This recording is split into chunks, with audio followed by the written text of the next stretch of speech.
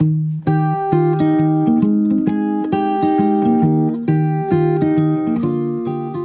this is Lydia, the lifestyle coach, coming to you with an awesome interview.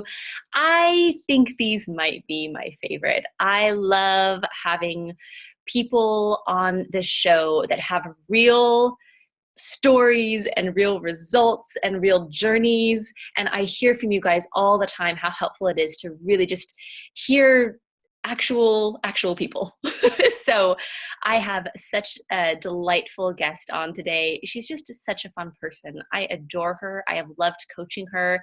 She is just graduated from one of my programs, and we've actually, worked together, quite a bit. And she has an amazing story, and I'm really excited for you to hear from her and to learn from her and to share with her. And she's so great.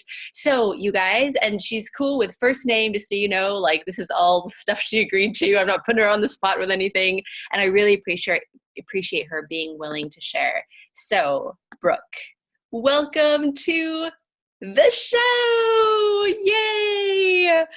All right. So excited to get to know you. Why don't you just start out, just start at the beginning. Tell us sort of your story, how you kind of came to develop an eating disorder, sort of what that was like for you, how it was impacting you, how you saw it sort of evolve in your life. So you just start out with just sharing how this all started.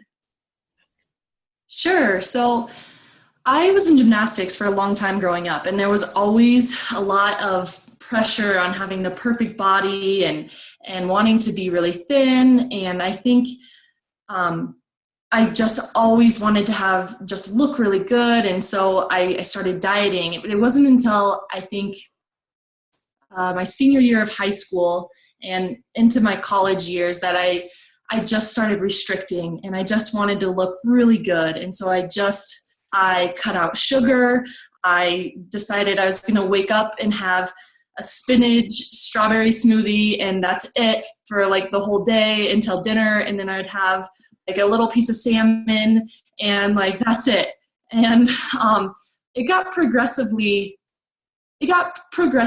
worse. And I was playing Division II sports. I was playing lacrosse. And so we had 3 days of conditioning and practicing, and I just was not eating anywhere near what I was supposed to be. And so I thought it was all fine and good until I think there were a couple times where I just came home and I just started pulling anything, any random things. It would be soup cans, just chugging soup, and anything, any of my roommates' food that was around. I just felt like a crazy monster, and I had no idea what was happening. And then of course after that, I'd be like, that was weird. I really need to restrict now. I remember spending hours online just searching how I can, if I can use laxatives, or if there are other sorts of pills that I can take to make me throw up. I never really did throw up. It was more just crazy exercise. But basically, that's how it started. And all the thoughts about food, and constantly you can have this and you can't have that, and oh my God, you just ate that. And it just was a nightmare. It's just awful. Yeah. So for you, Brooke, did you label it as I have an eating disorder, or did you feel alone in this? It was just a weird thing happening with you and you just felt confused? What was your thought about what was happening back then? It was just a really confusing time. I just, at first, no, I didn't label myself as having an eating disorder. I just thought that it was normal to restrict for a week and then just eat crazy amounts of food. And then it wasn't until I really overdid it that I just was I might actually have an eating disorder. And then of course it becomes I can't share any of this with anyone, and you do feel so alone. In fact, I remember, this might be a tangent, but the first time I told someone, it was so much lifted. It helped. If anyone is out there and hasn't told anyone, just telling someone, a neighbor, a friend, a relative, it just all of a sudden made it real. And it also was like, I can get out of this. It's not like this crazy thing in your head that you think you have this huge problem and that no one else will understand and no one else is going through it also. Yeah, that's beautiful. That's really, really lovely advice. That's awesome. So you were able to tell somebody and, it kind of took all the secrecy away from it, at least in a small part, which I know that, that can be a huge relief. And then for you, like you said, you had this idea of, okay, so, we can do something about this, right? It's like, now you told somebody, maybe I can get better. What are some of those things that you started trying to stop this behavior for you? I tried so many things to stop. I think the first thing, actually, I don't even know what the first thing was. I tried, like, maybe my diet is weird, so I'll try some nutrition. I read so many books, just random things off the internet. I've spent so much on just like books and random people with eating disorders or intuitive eating. And I went to hypnosis originally for weight loss, but really it turned into being emotional issues and whatever. So I went to a hypnosist. I had talk therapy. I went on a 10-day silent meditation, and that was awesome, but I thought it was going to cure everything. And so there was that. And I tried tonics, and it just got to be so hopeless because every time you're like, yes, this is really going to work. Like this, my counselor says, once I work out and get rid of some of this anxiety or some of this depression, or once I stop feeling so stressed, then all of this will kind of go away. And you really try, you really dedicate. And that's what becomes even more part of the issue, is because you have good intentions and you really say like, yes, I'm going to take like 5 of these pills in the morning, and I'm going to take 3 drops of this, and it's all natural, and I'm going to meditate. And then for some reason you're still walking to the kitchen, grabbing food. And it's like so devastating, because it's like, I just read this whole book and it really made a lot of sense. And I'm trying, I'm doing as much as I can, but for some reason, like, I just walk and just start eating ice cream. It just didn't change the actual behavior, the actual habits. Yeah. And I totally remember that feeling of just thinking like, if this is based on effort, I don't think I can try any harder.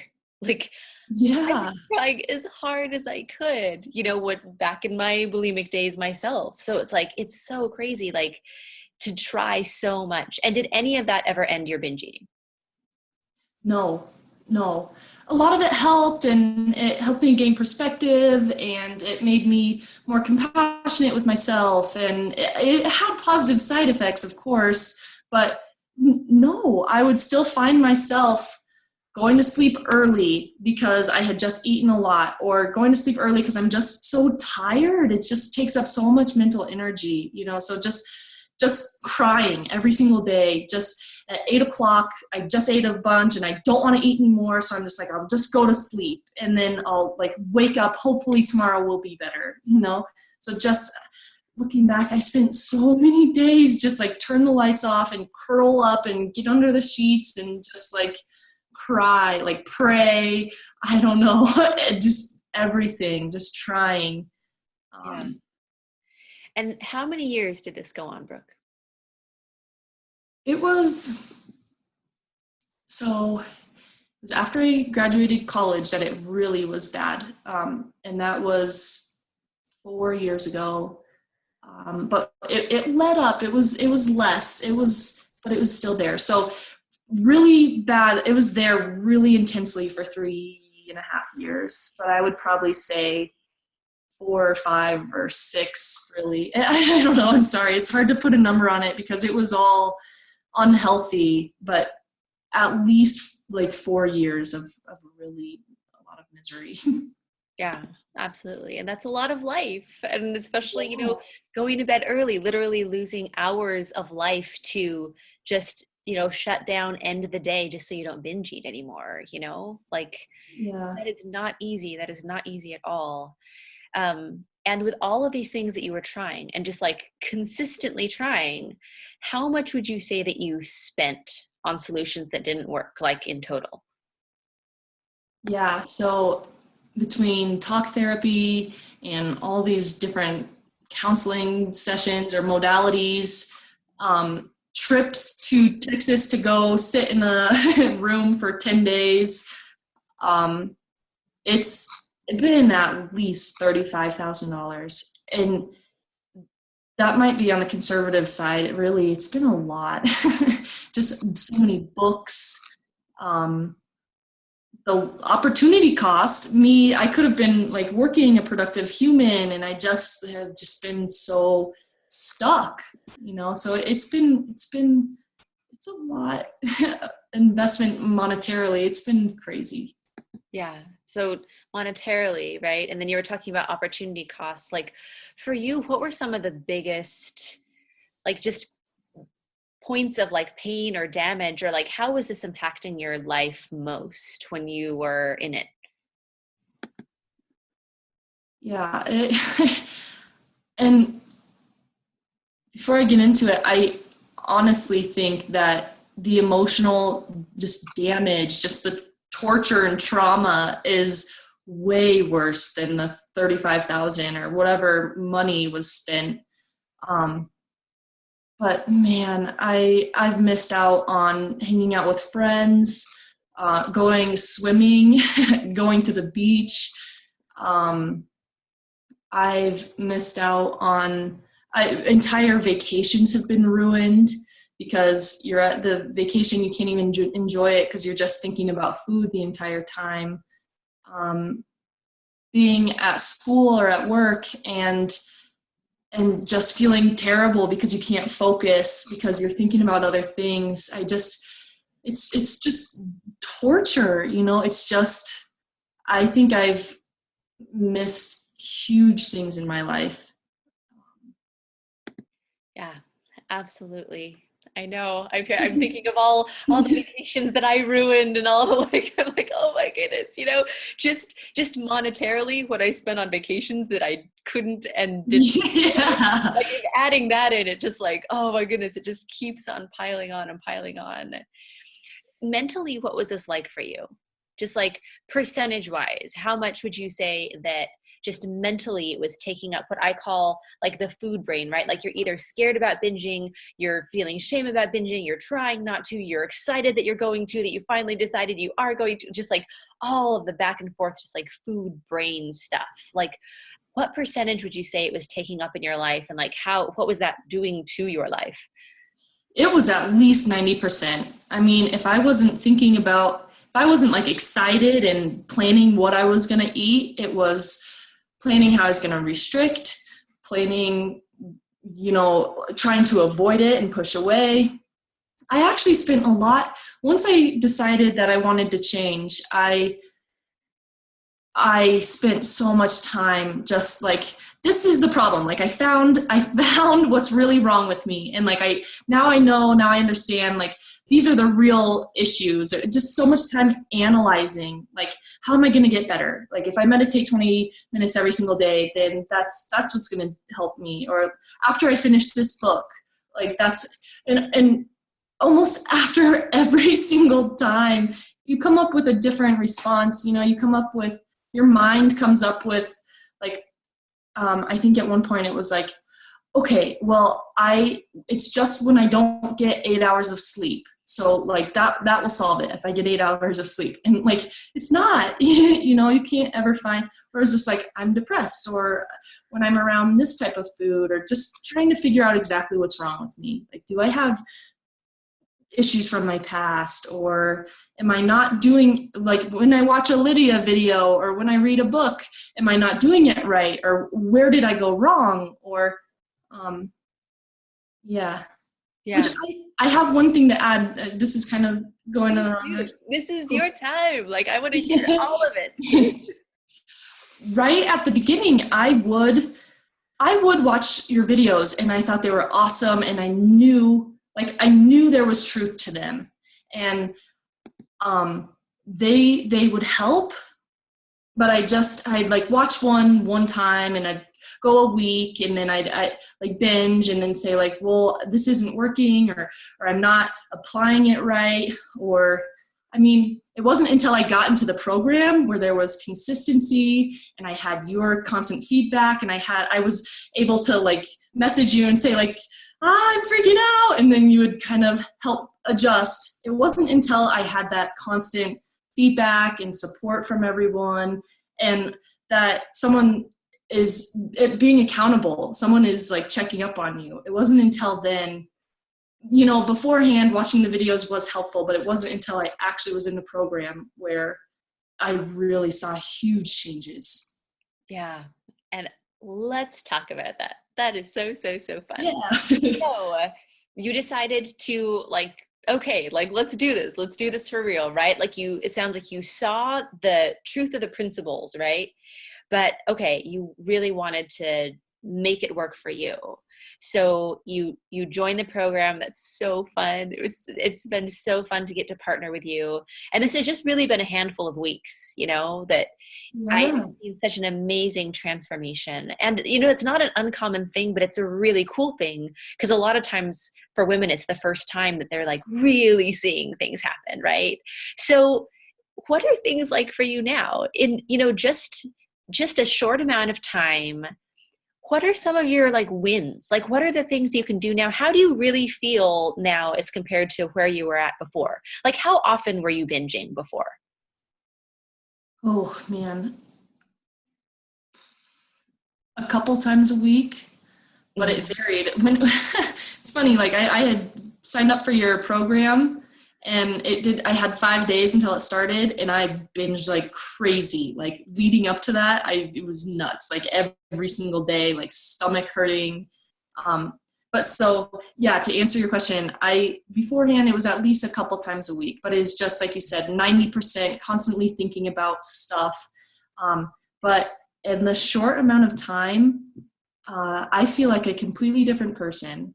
You know, I feel like I'm able to see things completely differently. I think I've had so many successes. I feel so much freedom. You know, it's funny because last night I was going to sleep, and the thing that was on my mind is I've been struggling with this project at work, and I just was like, just so thinking about that. And then I had to take a step back and be like, wow, like for once, like I'm not even stressing about food. I'm not even thinking about like what book I need to read next or what. I was just like, yes, I'm worrying about work. You know, like it felt good to worry about something else, you know? Yeah.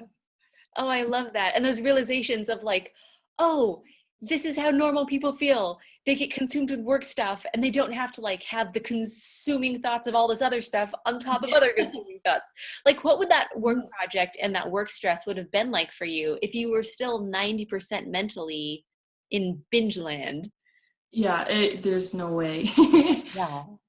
So, But okay, give us the specifics. Like with okay. your wins, like what are the things that you are most proud of, and the way that you feel, or what you can do now, or what you don't do now? Yeah, it's crazy. I know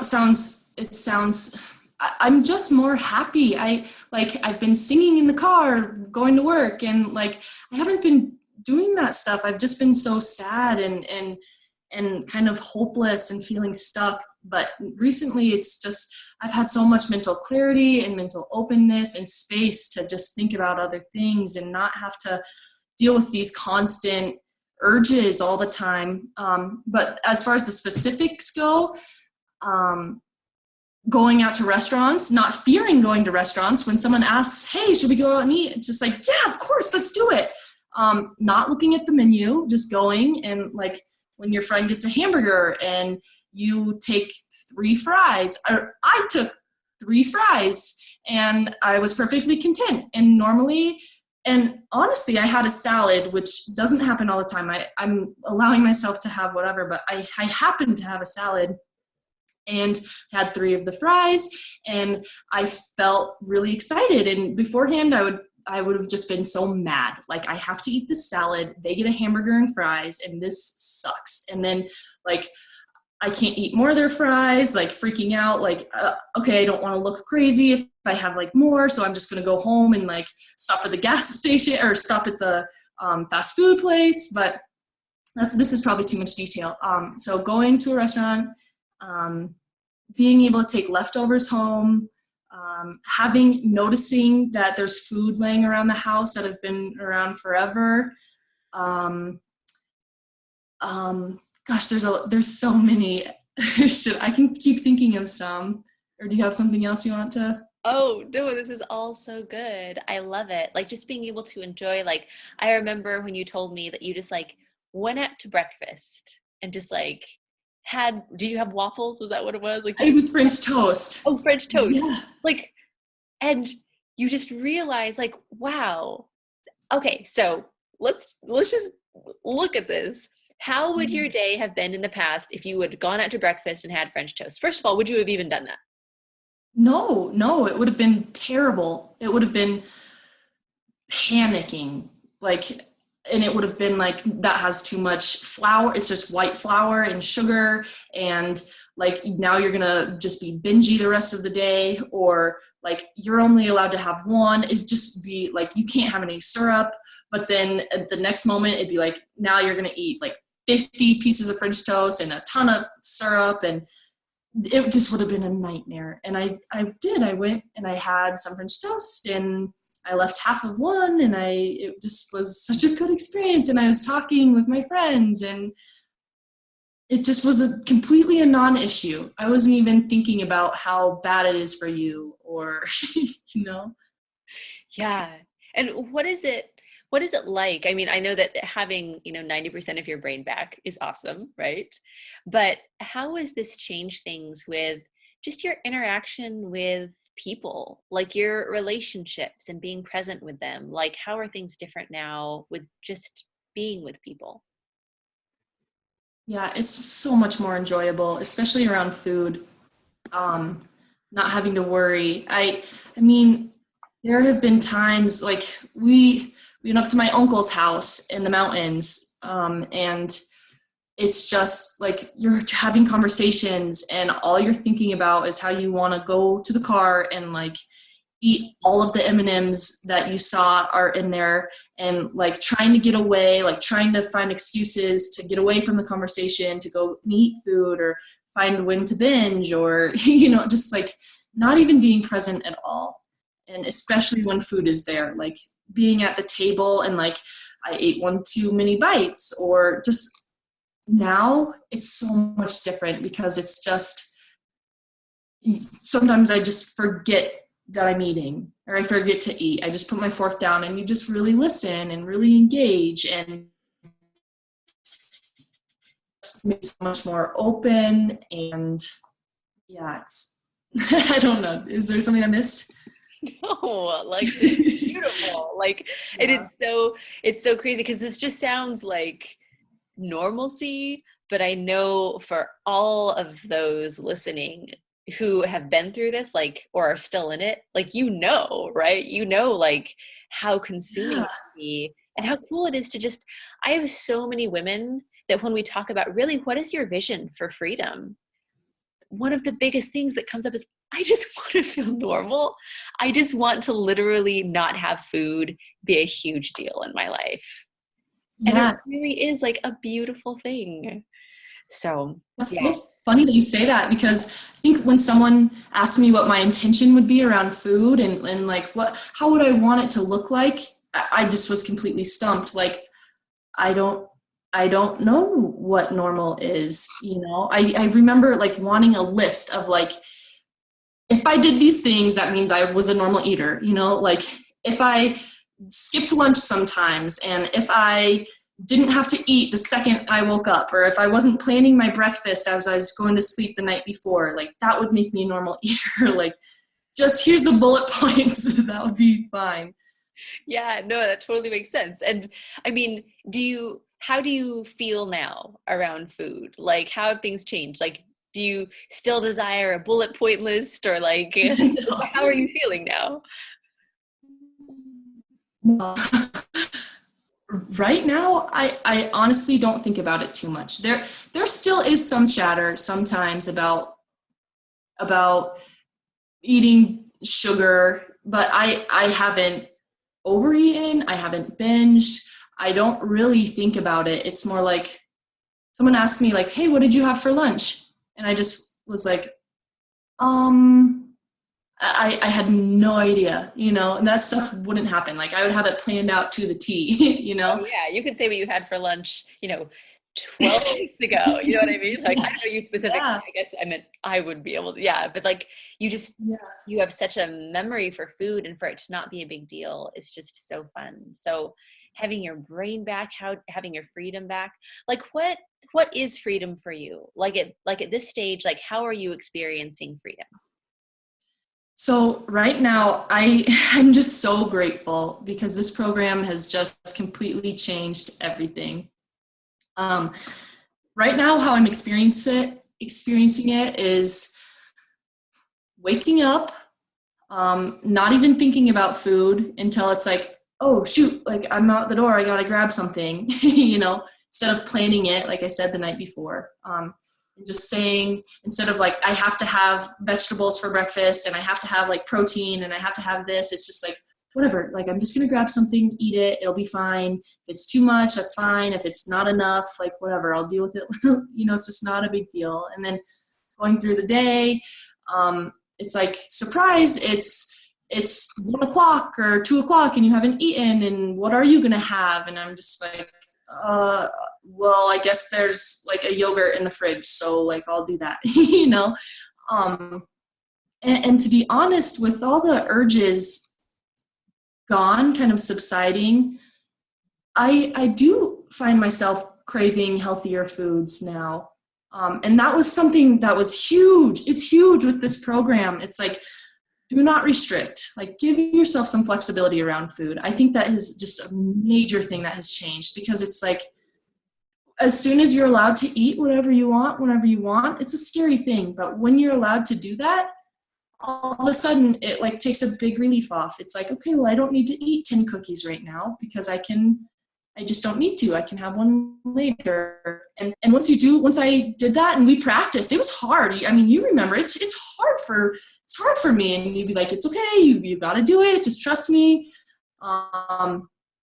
Then all of a sudden I find myself eating a lot healthier when you don't restrict so much or try to avoid certain things, shame yourself for eating things.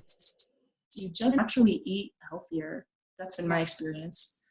And like eating healthier without I'm eating healthier because of my super structured diet and because I'm eating this way, like to just like organically, naturally eat healthier. Like, isn't that fun? Yeah. Like what a foreign concept before. Yeah. But because it's like your snack for today is like 6 grapes, because you're not allowed to have anything else.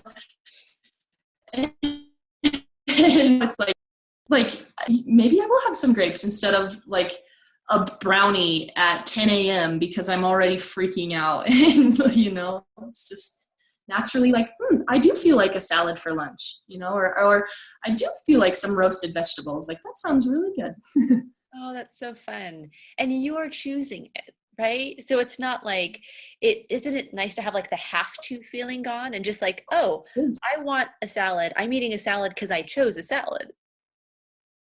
I can have something else. I can have a roll. I can have a dessert, but like, I'm having a salad because I want it, not because like I'm only allowed to have 400 calories for lunch and like, this is what you get.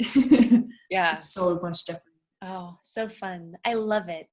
Anything else on your mind just about, I know that, a lot of times as we go along, you've got other stuff popping up for you. I totally know how that goes, thinking of the journey. So anything else that's popping up for you just about what you wanted to share about how it used to be or how it is now? Yeah, I know there were always these moments of doubt, just like everything's going good, and then just like wham, just hopeless, just sitting like, this isn't going to work out. And that's the beauty too of this. I waited until almost the end of the program and just like, nope, Lydia, like I tried, sorry, like this isn't like, it's just not going to work out.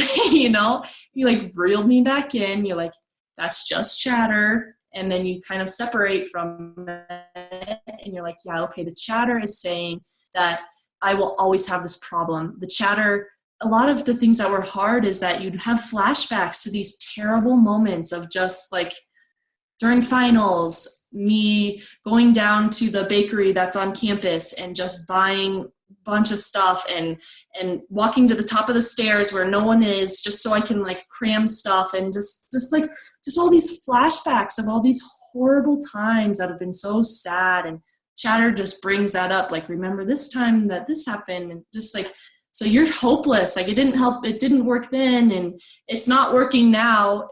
And it was so helpful to say, like, wait a minute, it is. Look how much progress you've made. That was just chatter. And like, that's okay for it to come up, and it's fine, and it'll pass. And so it's just huge. And having someone there to walk you through it, it's awesome.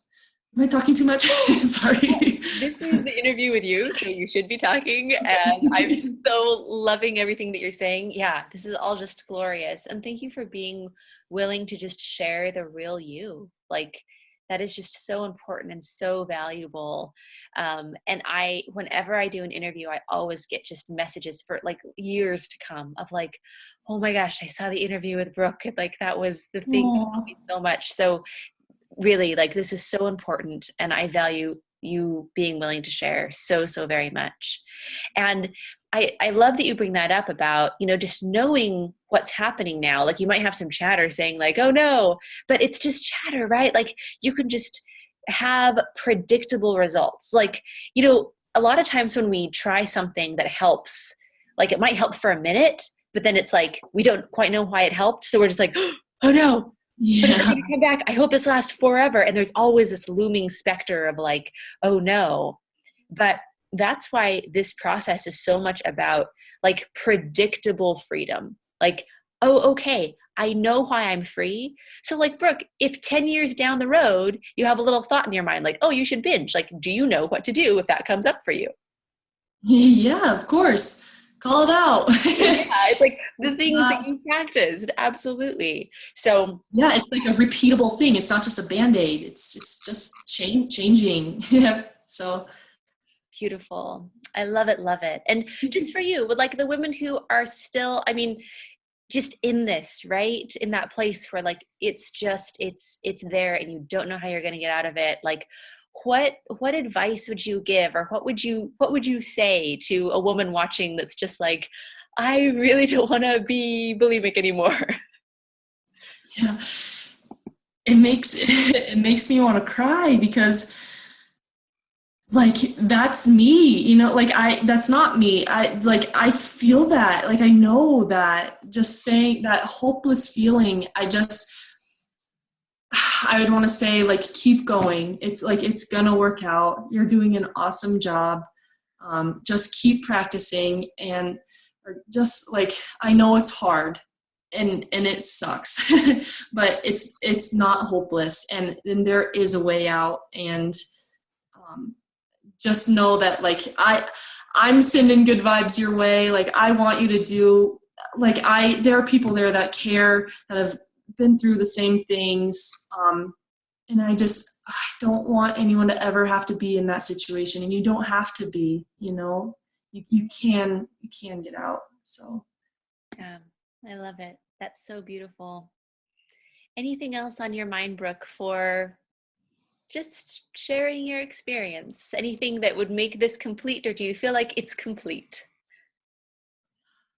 I I could talk about it forever, but I just really want to say thank you to you, Lydia, because I do feel completely different. And it was an investment into your program, and I am so glad that I did it. And even to the girls that are in the program, like, it's just so nice to have someone there that cares about you and that's helping you along. And I don't have any great words to end or anything awesome to add. I just know that I care. If anyone is out there, I care so much, and I hope that I just hope you know that you're doing okay. So. Thank you so much, Brooke.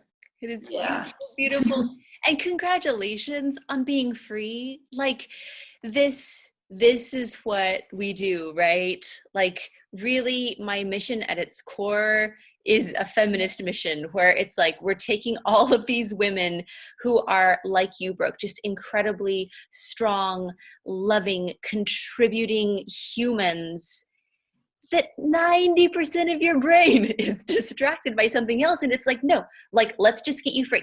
Like, let's just do it. Let's just do what we need to do to get you free, and then just release you into the wild, right? Like, release you into the world with your full capacity and your full potential to just do what you want to do in life. Like, we get one life, and like the clock is ticking. None of us are getting out of here alive, you know? So it's like, let's not spend any more time in this prison, and let's get free, right? Sorry, it cut out a little, but Oh, yeah. I do. Yeah.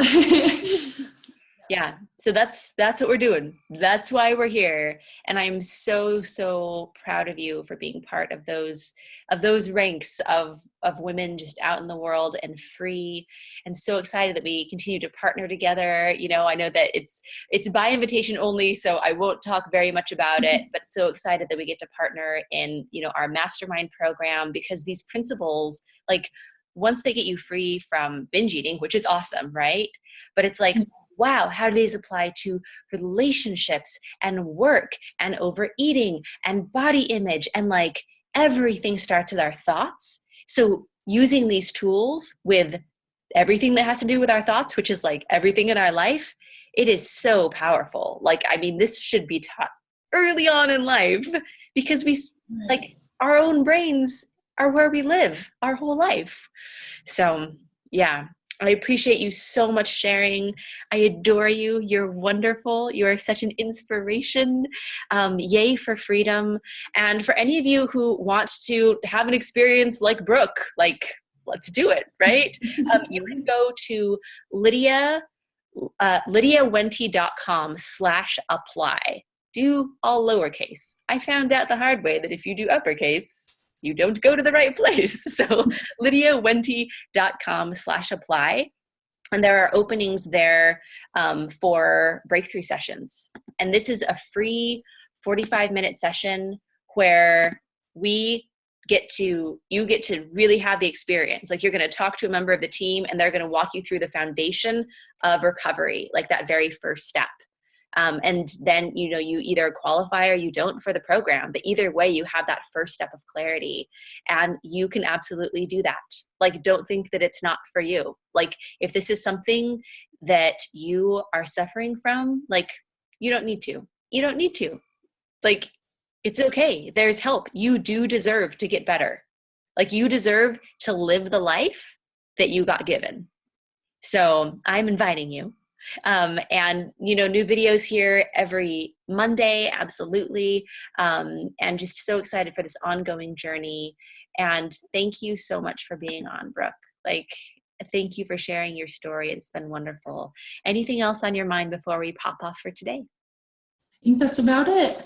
All right. Well, this is Brooke and Lydia, the lifestyle coach, signing off. Thank you guys so much for watching, and yay for freedom. Mwah. Bye, guys. You have so many options. You can watch more videos. You can subscribe for new videos every Monday. You can even join our Facebook group with an amazing support community.